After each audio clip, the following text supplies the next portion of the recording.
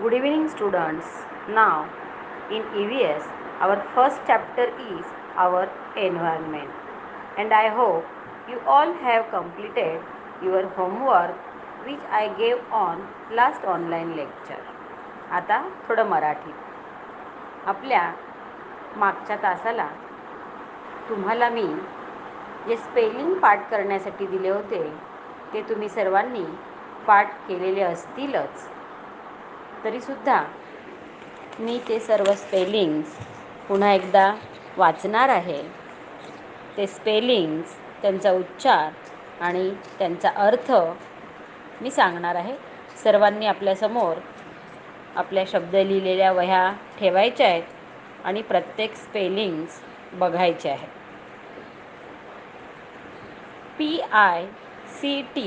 PICTURES pictures, चित्रे. ALONGSIDE अलॉंगसाइड, बाजूला. EASILY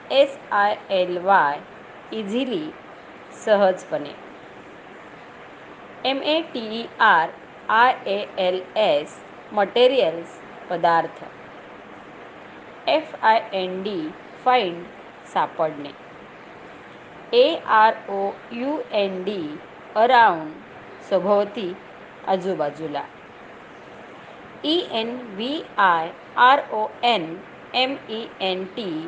environment, परिसर. THINGS things, वस्तू. USES युजेस, उपयोग. BARRENLANDS बॅरन लँड्स, उजाड जमीन, माळराने. SOIL सॉईल, माती. STONES स्टोन्स, दगड. ROCKS रॉक्स, खडक. STREAMS स्ट्रीम्स, नाले. PLACE प्लेस, जागा किंवा ठिकाण. COMPARE कंपेअर, तुलना. MOVE मूव, हलविणे. LIVING लिव्हिंग, सजीव. NONLIVING नॉन लिव्हिंग, निर्जीव. SPARROW स्पॅरो, चिमणी. असे एकूण 20 शब्द मी तुम्हाला पाठांतरासाठी दिलेले होते. आता मी पाठातील थोड्या थोड्या भागाचं वाचन करणार आहे आणि तुम्ही ते लक्ष देऊन ऐकायचं आहे. Can you tell? Look at the pictures alongside. You can easily name all the things. What materials are they made from? Where do we find these materials? What are the uses of these things? या ठिकाणी ज्या वस्तू दाखवलेल्या आहेत, bat आहे, माठ किंवा मडकं आहे, कप आहे, धाग्याचं रीळ आहे, हे सगळ्या वस्तू तुम्ही ओळखलेल्या आहेतच. त्या कोणत्या बरं पदार्थांपासून बनवल्या बनल्या आहेत आणि हे पदार्थ कुठे सापडतात? या वस्तूंचे काय बरं उपयोग आहेत, असा या भागाचा अर्थ आहे. पुढे you can name these things too. Where do we find them? What are they use for? या वस्तूही तुम्हाला ओळखता येतील. या कोठे मिळतात आणि या वस्तूंचा उपयोग सांगा. केळी, आवळा आणि मक्याचं कणीस आपल्याला बाजूला दाखवलेलं आहे आणि हे सर्व तुम्हाला परिचित आहे. त्यानंतर टेक अ लुक अराउंड. आपल्या आजूबाजूला जरा नजर टाकूया. There are many things around us. आपल्या आजूबाजूला अनेक प्रकारच्या वस्तू असतात. They form our environment. आणि या सर्वांचा मिळून आपला परिसर बनतो. There are stones and rocks and soil. म्हणजे या परिसरातल्या वस्तूंमध्ये माती, दगड, धोंडे सुद्धा असतात. They are rivers and streams and lakes. नद्या, नाले आणि तळीसुद्धा आपल्या परिसरामध्ये आहेत. देर इज एअर, परिसरामध्ये हवासुद्धा आहे. There are hills and mountains, आपल्या परिसरात डोंगर आणि टेकड्यासुद्धा आहेत. देर आर जंगल्स, जंगलेसुद्धा आहेत. There are fields and houses and roads and also barren lands, शेते, घरे आणि रस्तेही आहेत. We also see many different animals around us. Different types of trees and bushes and climbers make our environment beautiful. म्हणजेच उजाड माळराने आहेत, वेगवेगळे प्राणी आपल्या सभोवताली असतात, निरनिराळ्या प्रकारचे वृक्ष, झाडे झुडपे, वेली यांनी आपला परिसर सजला आहे. We too are a part of this environment. आपणही या परिसराचा एक भाग आहोत. A sparrow and a road side stone, म्हणजे चिमणी आणि रस्त्यात पडलेला दगड.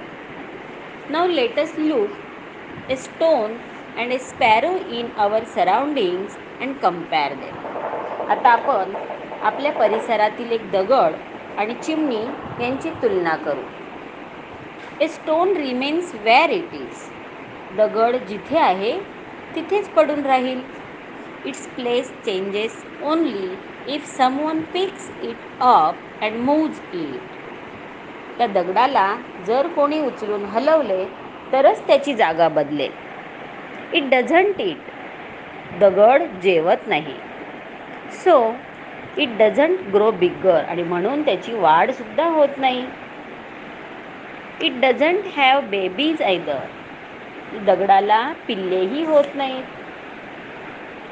It's not the same with sparrows, पण चिमण्यांचं तसं नाही. दे बिल्ड नेस्ट, चिमण्यांना घरटे बांधायचे असते. They move here and there on their own, त्यासाठी चिमण्या स्वतःहूनच इकडे तिकडे फिरत असतात. They eat insects and grains, that is why they grow. चिमणे किडे आणि धान्यांचे कण खातात आणि ते खाऊन त्यांची वाढ होते. दे ले एग्स इन नेस्ट्स, चिमण्या घरट्यांमध्ये अंडी घालतात. Little sparrows hatch from these eggs. Sparrows take a lot of care of their young ones, अंड्यांमधून पिल्ले बाहेर पडतात. चिमण्या आपल्या पिल्लांची खूप काळजी घेतात. Why do we see these differences between the sparrow and the stones. चिमणी आणि दगड यांच्यात हे फरक का बरं दिसतात.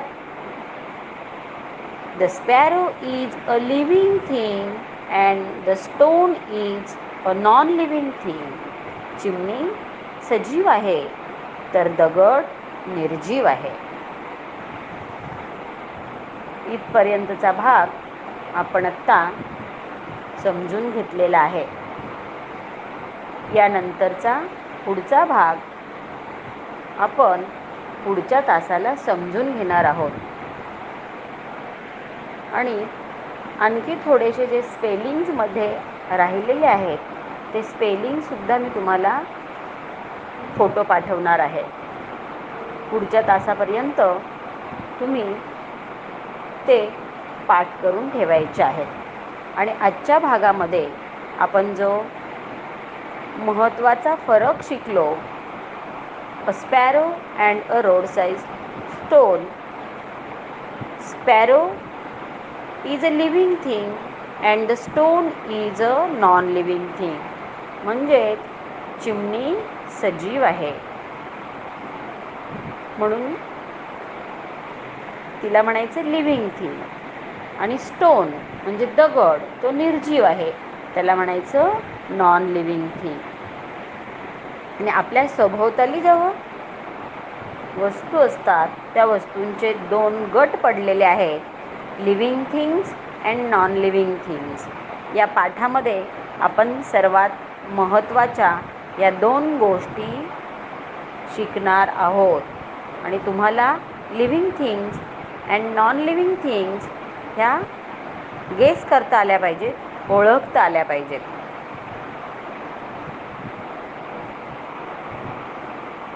यानंतर living things are of two kinds, plants and animals.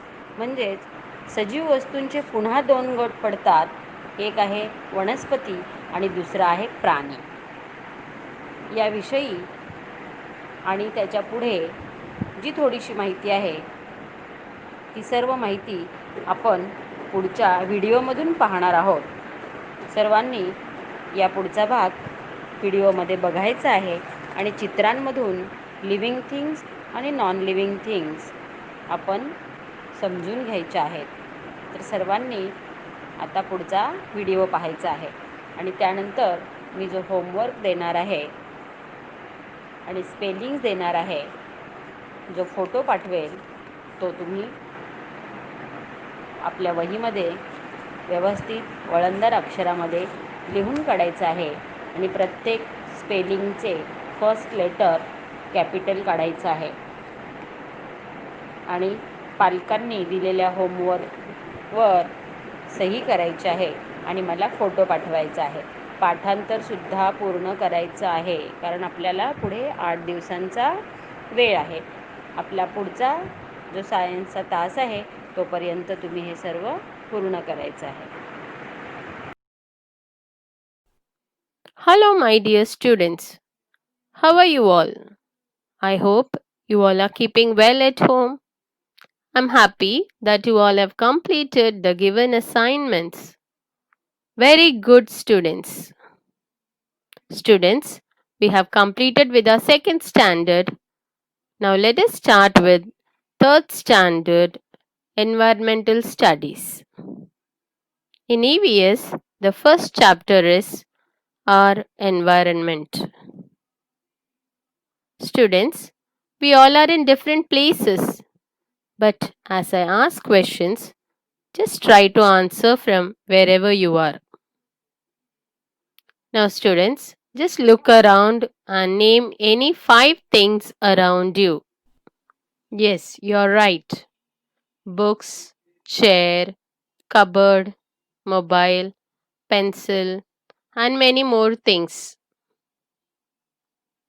Now, students, name few things around your house. Trees, car, banana, cow, mountains, birds, and many more things. So, all the things around us form our environment. So, now let us go into the chapter. Chapter 1 Our Environment. Take a look around. There are many things around us. They form our environment. There are stones and rocks and soil. There are rivers and streams and lakes. There is air. There are hills and mountains. There are jungles. There are fields and houses and roads and also barren lands. We also see many different animals around us. Different types of trees and bushes and climbers make our environment beautiful. We too are a part of this environment.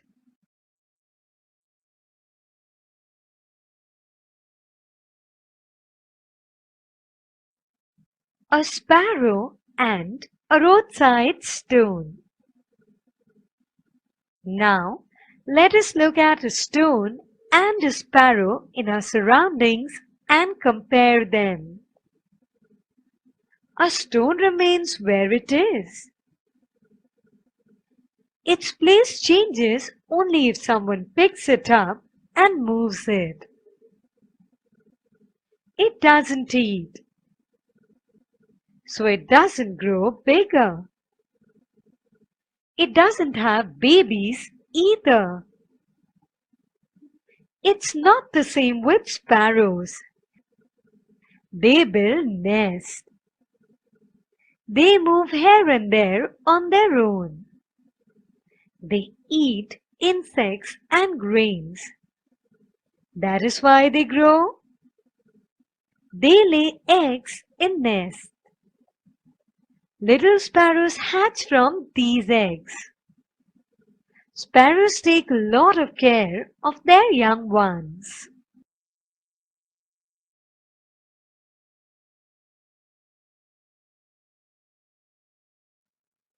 Why do we see these differences between the sparrow and the stone? The sparrow is a living thing and the stone is a non-living thing. Things in our surroundings form two groups, living things and non-living things. Now, living things are of two kinds, plants and animals. Animals have babies and seedlings grow from seeds. The seedlings then grow into plants. This tells us that plants are living things. Plants too move. For example, when a bud blooms into a flower, its petals open. But movements of plants are not so easily seen. Plants also need food. Of course, plants do not move from place to place like animals do. Their roots hold them down in one place. This is a big difference between plants and animals.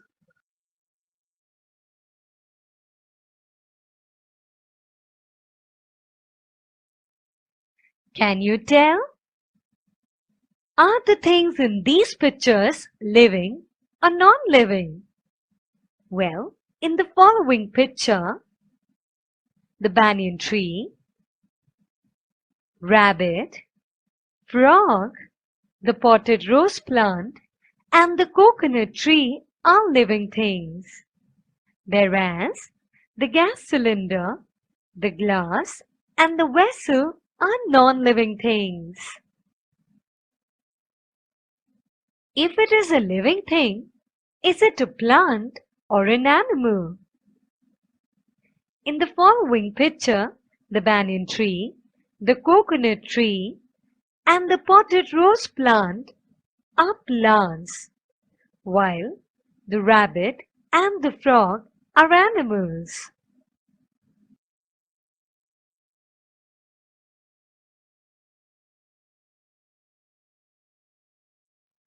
Use your brain power. A railway engine goes to and fro. Is it a living or non-living thing? Well, a railway engine is a non-living thing. Wood comes from trees, which are living things.